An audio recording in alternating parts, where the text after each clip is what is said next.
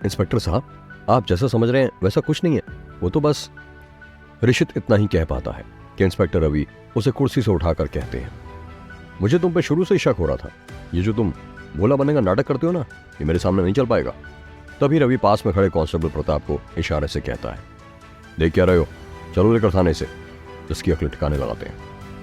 Constable Rishit को और उसके पिता मोहनलाल शर्मा को पकड़कर थाने ले जाते हैं। इसी बीच हंगामा खड़ा हो जाता है। होटल में शोर मच जाता है कि जिसने सुनैना मैडम के डॉक्यूमेंट चुराए थे वो पकड़ा गया। इसी हंगामे के बीच सुनैना भी होटल लॉबी में आ जाती है, जहां पर इंस्पेक्टर रवि ऋषित और मोहनलाल को लेकर जा रहा होता है। इतने में मोहनलाल की नजर सुनैना पर पड़ती है। बेटा, पुलिस को कुछ गलतफहमी हो गई है, हम भला ऐसा क्यों करेंगे। इतने में इंस्पेक्टर रवि मोहनलाल की बातों को काटते हुए कहता है, उनसे क्या बात कर रहे हो, अब तुम सीधे थाने में पुलिस से बात करना। ऋषित भी सुनैना मैडम की तरफ बेचारी नजर से देखकर कहता है, आप लोग हमें गलत समझ रहे हैं, जैसा आप लोग सोच रहे हैं वैसा कुछ भी नहीं है। मैं तो बस अभी इतना बोलना ही था कि इंस्पेक्टर रवि ऋषित की कॉलर पकड़कर खींचता है और अपनी गाड़ी में बैठा देता है। सुनैना मैडम कुछ बोलती नहीं है, बस उन्हें चुपचाप जाते हुए देखती है। पिछले 24 घंटे में दूसरी बार था जब ऋषित थाने पहुंचा हो। थाने पहुंचते ऋषित और उसके पिता को लॉकअप में बंद कर दिया जाता है। कुछ देर बाद ऋषित को पूछताछ के लिए एक छोटे से कमरे में ले जाया जाता है। उस कमरे में एक टेबल होती है और टेबल के आमने सामने बैठने के लिए कुर्सियां लगी होती हैं। टेबल के ऊपर पानी की बोतल रखी होती है और उसी के बगल एक डंडा भी रखा हुआ होता है। टेबल के सेंटर के जस्ट ऊपर बल्ब लगा होता है जो उस अंधेरे कमरे को रोशन करता है। थोड़ी देर बाद ऋषित से कड़ी पूछताछ के लिए इंस्पेक्टर रवि आते हैं। वो सिविल ड्रेस में होते हैं और अपनी आसीन को फोल्ड कर एक कुर्सी पर बैठ जाते हैं, जबकि सामने वाली कुर्सी पर ऋषित सहमा हुआ बैठा रहता है। तो क्यों किया डॉक्यूमेंट चोरी, इंस्पेक्टर रवि ने कुर्सी पर बैठते हुए पूछा। सर, आपको कितनी बार कहा मैंने, आप जैसा समझ रहे हैं वैसा कुछ भी नहीं है, ऋषित ने जवाब देते हुए कहा। अच्छा, तो तुम्हारे साथ सीसीटीवी में वो औरत कौन थी, इंस्पेक्टर ने पूछते हुए कहा। वो औरत, जाने दीजिए, आप मैंने यकीन ही नहीं करेंगे, ऋषित ने सांस भरते हुए कहा। सच बोलोगे तो बिल्कुल यकीन करेंगे, इंस्पेक्टर रवि ने भी अपने लहजे को थोड़ा नर्म होते हुए कहा।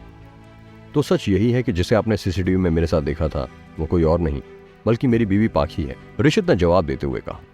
तुम्हारी बीवी, सरप्राइज होकर इंस्पेक्टर रवि ने कहा। तो पूरी फैमिली इस चोरी में शामिल है, रवि ने आगे बोलते हुए कहा।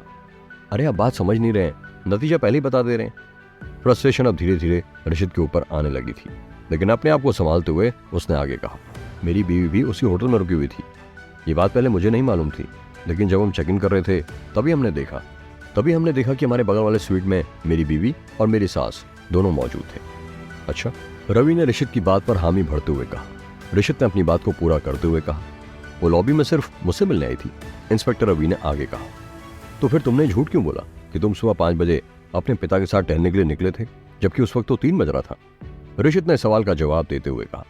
दरअसल मुझे बिल्कुल भी आइडिया नहीं था कि उस वक्त घड़ी में टाइम क्या हुआ है, और आप जिस वक्त ये सवाल पूछ रहे हैं उस वक्त मैं थोड़ा घबराया हुआ था। इंस्पेक्टर रवि यही सोच रहा था कि इस इंसान की बातें कितनी कन्विंसिंग लगती है। ऐसा लगता है कि ये सब सच बोल रहा है, लेकिन फिर भी ऐसे इंसान से सतर्क रहना चाहिए। तुमने अपनी वाइफ का क्या नाम बताया था? पाखी अवस्थी, ऋषित अपनी पत्नी का नाम बताते हुए कहता है। अगर तुम्हारी ये बात झूठ निकली तो समझ लेना तुम्हारा अंजाम क्या होगा। वार्निंग देते हुए इंस्पेक्टर रवि ऋषित को उस कमरे से जाने के लिए कहते हैं और जाते जाते पाखी का स्वीट नंबर भी पूछता है। रवि कांस्टेबल प्रताप को बुलाता है और कहता है, रॉयल होटल में फोन करके पूछो क्या पाखी अवस्थी नाम से कोई गेस्ट रुका हुआ है। जी सर, अभी फोन करता हूँ। कांस्टेबल प्रताप फौरन कमरे से बाहर निकलकर फोन करने के लिए निकल जाता है। Hello, royal hotel? जी हाँ, मैं गोमती नगर थाने से कांस्टेबल प्रताप बोल रहा हूँ, मुझे एक जानकारी चाहिए। कांस्टेबल प्रताप ने रुतबे वाली आवाज में कहा। जी सर, बिल्कुल आपकी मदद की जाएगी, सामने से रिसेप्शन जवाब देते हुए कहती है। क्या आपके स्वीट नंबर 915 की बुकिंग किसी पाखी अवस्थी नाम से हुई है? प्रताप ने रिसेप्शन से पूछते हुए कहा। जी सर, आप मुझे बस 2 मिनट दें, मैं सिस्टम पर चेक करके आपको बताती हूँ। रिसेप्शन ने फोन को होल्ड करके कंप्यूटर सिस्टम पर चेक करना शुरू कर दिया। 2 मिनट चेक करने के बाद रिसेप्शनिस्ट वापस फोन पर आकर कहती है, सर माफी चाहूंगी, पाखी अवस्थी नाम से यहाँ पर किसी की बुकिंग नहीं है। क्या? कांस्टेबल प्रताप थोड़ा सा हैरान होता है और आगे कहता है, तो क्या आप ये बता सकते हैं कि ये बुकिंग किसके नाम पर है और ये कब से हुई है? रिसेप्शनिस्ट थोड़ा पॉज लेती है, फिर कहती है, सर ये बुकिंग किसी सुनीता देवी के नाम पर हुई है और ये बुकिंग 1 दिन पहले ही हुई है। कांस्टेबल फौरन अपनी जेब से पॉकेट डायरी निकालता है और नोट करने लगता है। क्या नाम बताया था आपने, एक बार फिर से बताएं? जी, सुनीता देवी, रिसेप्शनिस्ट ने इस बार थोड़ा जोर से कहा। कांस्टेबल फोन रखता है और फौरन इंस्पेक्टर रवि के कैबिन में आता है। सर, आपने जो स्वीट नंबर 915 बताया था उसकी बुकिंग पाखी अवस्थी के नाम पर नहीं है क्या? इंस्पेक्टर रवि सरप्राइज होकर कहते हैं। तो फिर बुकिंग किसके नाम पर है? सर, ये बुकिंग किसी सुनीता देवी के नाम पर है और ये बुकिंग कल की ही की है, कांस्टेबल प्रताप ने बताते हुए कहा। इंस्पेक्टर रवि गुस्से में आ जाता है और रिशित के बारे में बात करते हुए कहता है, मुझे समझ में नहीं आता कि ये लड़का आखिर है क्या। इसकी बातों को सुनकर ऐसा लगता है कि ये सच्चा है, लेकिन जिस हिसाब से इसके आसपास की घटना होती है उससे एक पल को ये लगने लगता है कि लड़का झूठ बोल रहा है। इंस्पेक्टर रवि फौरन कांस्टेबल प्रताप के साथ दोबारा रॉयल होटल की ओर निकल पड़ते हैं। होटल पहुंचते वो सीधे रिसेप्शनिस्ट के काउंटर पर जाते हैं और स्वीट नंबर 915 के बारे में पूछते हैं। इंस्पेक्टर रवि और प्रताप रिसेप्शन काउंटर के सामने लगी हुई लिफ्ट से जाते हैं। फ्लोर नंबर 9 पर पहुंचते ही वो पैसेज से होकर स्वीट नंबर 915 ढूंढने लगते हैं और फाइनली सबसे आखिर में स्वीट नंबर 915 मिल जाता है। इंस्पेक्टर रवि डोर बेल बजाते हैं लेकिन कोई दरवाज़ा नहीं खुलता है। वो दोबारा से बेल बजाता है लेकिन इस बार भी कोई दरवाज़ा नहीं खुलता है। इस बार रवि बुरी तरह से फ्रस्ट्रेट हो जाता है और बेल को दबाए रखता है। बेल लगातार बजती जाती है। ऐसा लगने लगता है कि दरवाज़ा खोलने वाला कोई भी भारी भरकम कदम से बढ़ता हुआ आ रहा है। दरवाज़ा तेजी से खुलता है। इससे पहले कि इंस्पेक्टर रवि कुछ बोल पाते कि सामने से कानों को चुभती हुई कर्कश आवाज़ आती है। क्या है? हमने कहा ना कि हमें कोई डिस्टर्ब ना करे, लेकिन तुम लोगों को तो कुछ समझ में नहीं आता। अरे भाई, अभी हमें हाउसकीपिंग सर्विस नहीं करानी। रवि सिविल ड्रेस में होता है इसलिए उस औरत को आइडिया नहीं होता है। उन्हें बीच में रोकते हुए रवि कहता है, अरे मैडम, आप हमारी भी सुनेंगी? तुम्हारी ये मजाल कि अब तुम हमें सुनने के लिए कहोगे? कहाँ है तुम्हारा मैनेजर? अभी बुलाओ उसे, अभी तुम्हारी अकल ठिकाने लगाती हूँ। तुम लोगों ने समझ क्या रखा है? तभी कांस्टेबल प्रताप बीच में बोलने लगता है, ओ आंटी, आपकी बकबक हमारे साथ बहुत देर से सुनते जा रहे हैं। उस औरत की नज़र अब प्रताप की वर्दी पर गई तो उसकी बोलती अपने आप बंद हो गई थी। पुलिस? हाँ, लखनऊ पुलिस आपकी खिदमत में हाजिर है, प्रताप ने छुटकीले अंदाज में कहा। फिर इंस्पेक्टर रवि ने आगे कहा, सुनीता देवी आप ही हैं? जी हाँ, मैं ही सुनीता देवी, लेकिन पुलिस को मुझसे क्या काम आ पड़ा? सुनीता देवी ने जानना चाहा। दरअसल हमें मालूम करना है। अभी इंस्पेक्टर रवि आगे बोलने ही जा रहे थे कि तभी सुनीता देवी के पास एक खूबसूरत सी लड़की आकर खड़ी हो जाती है। ये कोई और नहीं बल्कि पाखी होती है। इंस्पेक्टर रवि और प्रताप दोनों की नज़र पाखी पर पड़ती है। दोनों एकटक उसे ही देखने लगते हैं। क्या हुआ माँ, दरवाजे पर कौन है? पाखी जैसी दरवाजे के थोड़ा और करीब आती है तो पुलिस की वर्दी पहने हुए प्रताप को देखकर थोड़ा सा घबरा जाती है। इंस्पेक्टर रवि जब ऊपर से नीचे पूरी तरह से पाखी को देख लेता है तो फिर पूछता है, आप कौन? जी मैं पाखी हूँ और ये मेरी माँ है।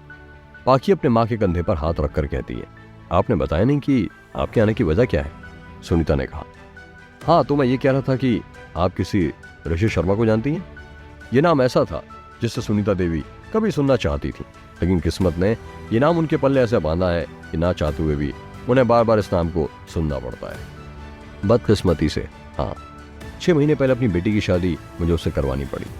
सुनीता ने इतना कहते ही अपना मुंह बंद कर लिया। एक्चुअली आपके पास आने की वजह यह है कि इस होटल की मालकिन सुनैना रायजादा के कुछ इंपॉर्टेंट डॉक्यूमेंट्स किसी ने चुरा लिए हैं और इस होटल के शेयर को भी किसी ने बेच दिया है। हमारा शक रिशित पर है, इंस्पेक्टर रवि ने डिटेल में बताते हुए कहा। क्या सुनैना के डॉक्यूमेंट्स चोरी हो गए हैं? सुनीता देवी की टोन से लग रहा था कि वो सुनैना को अच्छे से जानती है। जी हाँ, रवि ने कहा। शक नहीं, मुझे तो पूरा यकीन है ये काम पक्का उसी तो कौड़ी के इंसान ने किए होंगे। ये लोग तो ऐसे ही होते हैं, जहां पर अमीर लोगों को देखा वहां पर सेन लगाना शुरू कर दिया। इंस्पेक्टर रवि को भी ये सुनकर अजीब लग रहा था। वो मन ही मन सोच रहा था कि आखिर ये औरत कैसी है जो अपने दामाद के बारे में उल्टा सीधा कह रही है, वो भी अपनी बेटी के ही सामने। इंस्पेक्टर सर, आपने उसे पकड़ा भी या नहीं? सुनीता ने कहा। अभी लॉकअप में ही है वो, लेकिन हमारी तफ्तीश जारी है। जैसा कुछ होता है आपको पता चल जाएगा। इंस्पेक्टर रवि ने उन्हें दिलासा देते हुए कहा। बिल्कुल, आप उसे छोड़िएगा नहीं, उसे कड़ी से कड़ी सजा दीजिएगा। रवि भी यही सोच रहा था कि चलो मान भी लो ये औरत बदतमीज टाइप की है और अकड़पन भी है, लेकिन अपने पति के बचाव में उसकी पत्नी पाखी कुछ तो बोले। अगर वो कुछ अच्छा नहीं बोल पा रही है तो कुछ बुरा ही बोले। रवि ने पाखी की तरफ देखते हुए कहा, आप अपने पति के बारे में कुछ नहीं कहेंगी? ये सवाल सुनते ही पाखी सबसे पहले अपनी माँ की तरफ देखती है और उन्हें देखकर कहती है, जी नहीं, मुझे कुछ नहीं बोलना है। चलिए कोई बात नहीं, लेकिन मेरे कुछ सवाल हैं आपसे, क्या मैं आपसे पूछ सकता हूँ? रवि ने पाखी से कहा। मुझसे सवाल? पाखी हैरत भरे शब्दों में कहती है। अरे आप उससे क्या सवाल पूछेंगे? निश्चित के बारे में जो भी पूछना है उससे पूछें, मैं आपको सब बताऊंगी। इंस्पेक्टर रवि आंख फाड़कर सुनीता देवी की तरफ देखते हुए कहता है, आंटी जी, आप 2 मिनट के चुप रहेंगी? प्रताप भी अपने होठ पर उंगली रखकर उन्हें चुप रहने का इशारा करता है। सुनीता देवी फिर भीगी बिल्ली की तरह एकदम शांत हो जाती हैं। इंस्पेक्टर रवि कंटिन्यू करते हुए कहता है, कल रात 2 बजे आप होटल लॉबी में ऋषित के साथ क्या कर रही थी? कल रात 2 बजे? ये सुनकर पाखी सकपक आ गई। ये सुनकर सुनीता देवी बीच में फिर से बोलने लग जाती है। तू कल रात को ऋषित से मिली थी? सुनीता देवी तिल मिलाकर बोलती हैं। सुनीता देवी को इस तरह से बीच में बोलते हुए देख इंस्पेक्टर रवि का पारा चढ़ जाता है। इंस्पेक्टर रवि प्रताप को फिर से सुनीता देवी को चुप कराने का इशारा करते हैं। प्रताप भी सुनीता देवी की हरकतों से इरिटेट हो जाता है और इरिटेट होकर कहता है, क्या आंटी पुलिस की पूछताछ के दौरान बीच में नहीं बोलते हैं, वरना साहब आपके ऊपर ही कोई अच्छी सी दफा लगा देंगे। चलो आप अंदर वाले कमरे में बैठो। सुनीता यह सुनकर घबरा जाती है और अंदर वाले कमरे में जाकर चुपचाप बैठ जाती है।